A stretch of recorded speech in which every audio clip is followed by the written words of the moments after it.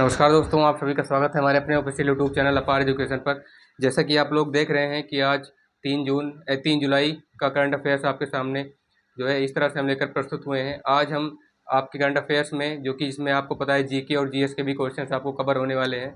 और आज के दिन यानी बृहस्पतिवार के दिन 3 जुलाई के दिन, क्योंकि देश में हाल फिलहाल में घट रही घटनाओं का विश्लेषण करेंगे। उसमें जो भी करंट अफेयर्स के क्वेश्चंस बन सकते हैं उनमें जैसे हिस्ट्री के हो गए, ज्योग्राफी के हो गए, कुछ पॉलिटिक्स के हो गए अपने, और खेल, स्वास्थ्य, शिक्षा, जल विभाग, है ना, वन विभाग, और तरह तरह की जो हमारी तकनीकी हैं और भी हैं जो हमारा साइंस एंड टेक्नोलॉजी से रिलेटेड है, उस तरह के कुछ क्वेश्चन बन सकते हैं। तो आपको पता होगा दोस्तों कि जो प्रश्न होते हैं हमारी यूपीएससी के एग्ज़ाम में सबसे ज़्यादा इंपॉर्टेंट होते हैं। यूपीएससी हो गया, एनडीए हो गया, अभी आप किसी भी गवर्नमेंट के कम्पिटिटिव एग्जाम की तैयारी कर रहे हैं, उसमें से कोई भी आप कर रहे हो तो ये सबसे ज़्यादा आपके लिए इंपॉर्टेंट होने वाला है। तो आइएगा दोस्तों, बिना देरी के वीडियो को स्टार्ट करते हैं।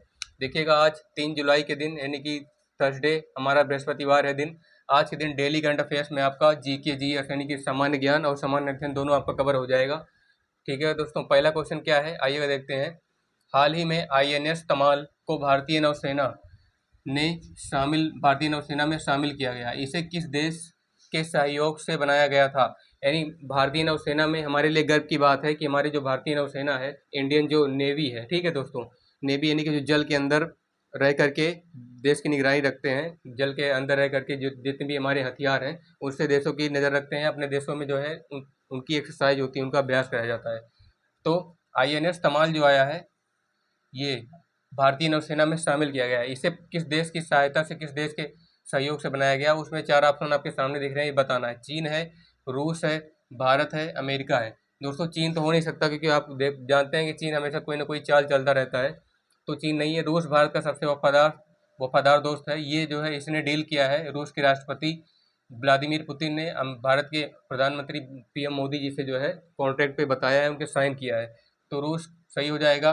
भारत में खुद ही शामिल किया गया, तो भारत और अमेरिका गलत हो जाएंगे। तो इसलिए ये इस ऑप्शन का जो करेक्ट आंसर है, यानी इस क्वेश्चन का जो करेक्ट आंसर है वो हो जाएगा रूस।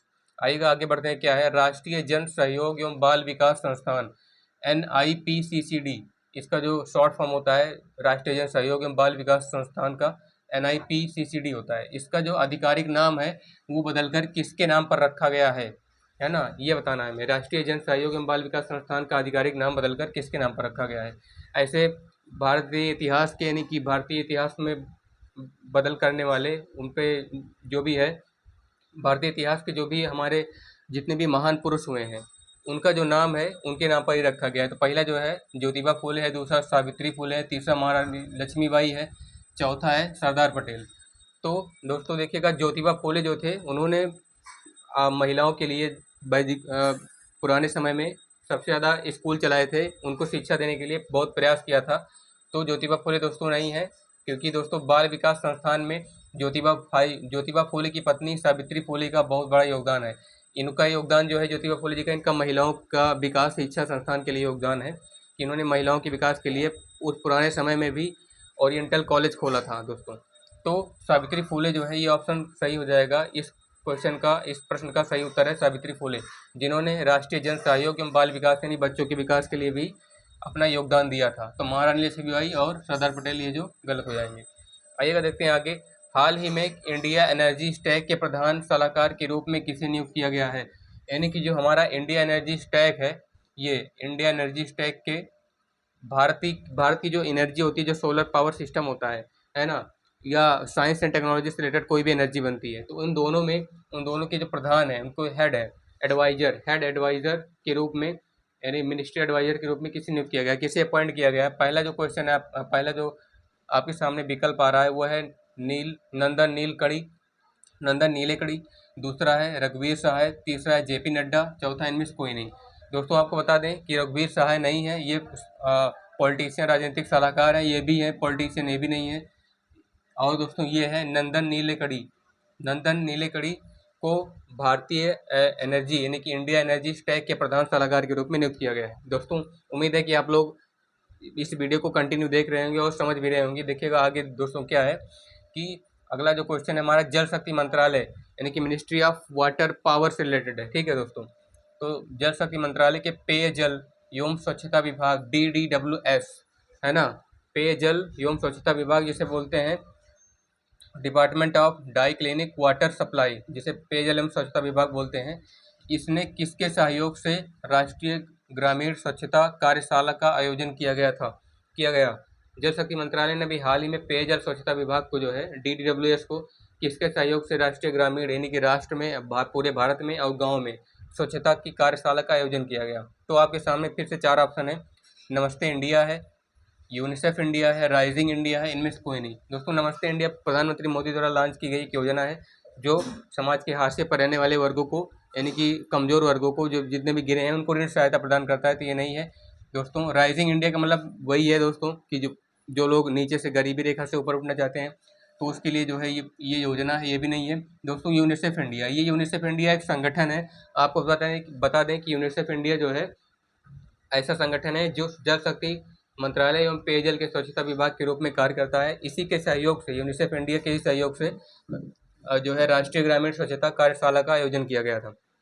आइएगा आगे बढ़ते हैं। टेबल टेनिस में ताशकंद में 29 एशियाई युवा चैंपियनशिप अंडर 15 बालिका एकल में स्वर्ण पदक किसने जीता। दोस्तों ये खेल से हमारा स्पोर्ट से रिलेटेड है। स्पोर्ट का मतलब खेल हो गया, वैसे गेम का मतलब खेल होता है, लेकिन स्पोर्ट का मतलब जो नेशनल और इंटरनेशनल लेवल पे खेला जाता है ना। एशियाई गेम्स जो कि जैसे टेबल टेनिस है, तो इसमें 29वीं जो हमारी एशियाई यूथ चैंपियनशिप अंडर 15 बालिका यानी कि गर्ल्स का है कंपटीशन, तो उसमें स्वर्ण पदक किसने जीता है। ये 4 गर्ल्स का ऑप्शन आपके सामने आ रहा है। चार लड़कियों का नाम है जो कि अलग अलग देशों से हैं। तो इसमें किसने जीता है देखिएगा। दिव्यांशी भौमिक है, सविता पटेल है, दीपिका कुमारी, इनमें से कोई नहीं। तो आपको बता दें कि दोस्तों जो सविता पटेल हैं ये जो है इन्होंने स्वर्ण पदक इसमें नहीं जीता है। ये जो है निशानेबाज हैं, ठीक है दोस्तों, तो इन्होंने नहीं जीता। दीपिका कुमारी इन्होंने भी नहीं जीता क्योंकि दोस्तों ये जो है उसकी बैडमिंटन की प्लेयर है और ये इनमें से कोई नहीं, ये भी हो नहीं सकता। दिव्यांशी भौमिक एक ऐसी प्लेयर है, एक ऐसी बालिका है जिन्होंने एशियाई युवा चैंपियनशिप में अंडर 15 दोस्तों ये भारत की ही जो है लड़की हैं, भारत की बालिका है दिव्यांशी भौमिक। इन्होंने ताशकंद 29वीं एशियाई युवा चैंपियनशिप में अंडर 15 में बालिका एकल में स्वर्ण पदक जीता है। इसको स्वर्ण पदक से सम्मानित किया गया है, जो जिसके लिए हम भारत देश को गर्व की बात है कि अभी जो एशियाई युवा चैंपियनशिप थी अंडर 15 बालिका की एकल स्वर्ण पदक, इसमें जो है इन्होंने भारत का नाम रोशन किया है। आगे बढ़ते हैं। क्या है, हाल ही में थाईलैंड के कार्यवाहक मंत्री के रूप में किसे नियुक्त किया गया है। थाईलैंड आपको पता होगा अपना एक एशियाई देश है। तो थाईलैंड के जो कार्यवाहक मंत्री हैं, यानी कि जो कारोबार संभालते हैं, जैसे प्रधानमंत्री बनने के बाद अपना कारोबार संभालते हैं ना, उनका जो ड्यूरिंग टाइम पीरियड होता है, टेन्योर जिसे बोलते हैं। तो 4 ऑप्शन आपके सामने है कि थाईलैंड के कार्यवाहक मंत्री के रूप में किसे अपॉइंट किया गया, किसे किया गया। सूर्या तोमर, सूर्या जुआंग रूंग किट, अमीशा अल्बेनिया, इनमें से कोई नहीं। दोस्तों थाईलैंड के जो नाम होते हैं ना वो भी थोड़ा अजीब से होते हैं। तो देखिएगा, सूर्या तोमर ये अपने भारत देश के ही हैं, इन्होंने नहीं किया। अमीशा अल्बानिया इन्होंने भी नहीं किया, इनमें से कोई नहीं है, ऐसा संभव नहीं। तो सूर्या जुआंग रूंग किट ये थाईलैंड के दोस्तों कार्यभार मंत्री के रूप में इन्हें नियुक्त किया गया है, कार्यवाहक मंत्री के रूप में जो है। ये अभी हाल ही में इन्हें नियुक्त किया गया है और जो है ये अभी कार्यवाहक मंत्री के रूप में अपना कार्यभार संभाल चुके हैं। आइएगा हमारा लास्ट वाला क्वेश्चन जो कि भूगोल से यानी कि ज्योग्राफी से रिलेटेड है, जो कि आपने पढ़ा भी होगा जो है 7वीं क्लास में, 7वीं या 8वीं क्लास में, 10वीं क्लास में, जो कि एकदम सिंपल सा क्वेश्चन है जीके का। हमारा सौरमंडल किस आकाशगंगा में स्थित है ना। Our solar system situated in which galaxy, किस गैलेक्सी में कौन सा आएगा आकाशगंगा। मंदाकिनी, देवयानी, डॉर्फ, इनमें से कोई नहीं। आपको बता दें ये जो डॉर्फ आकाशगंगा है ये अभी वैज्ञानिकों को यानी कि खगोलविदों को अभी हाल ही में पता चला है। अभी ये नवीनतम ज्ञात मंदाकिनी है, यानी कि new and knowledgeable new knowledgeable Galaxy अभी ये है, क्योंकि तो हमारा सौरमंडल इसमें रिलेटेड होगा, यानी कि हमारे वैज्ञानिकों ने इसे अभी हाल ही में ज्ञात किया है।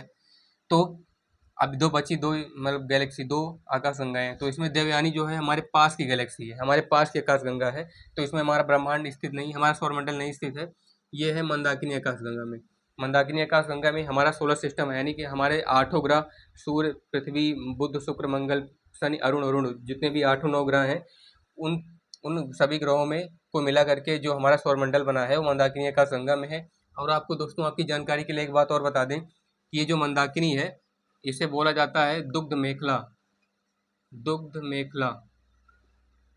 यानी कि मिल्की वे गैलेक्सी, दुग्ध मेखला आकाशगंगा, यानी कि इसे इंग्लिश में बोलते हैं मिल्की वे गैलेक्सी।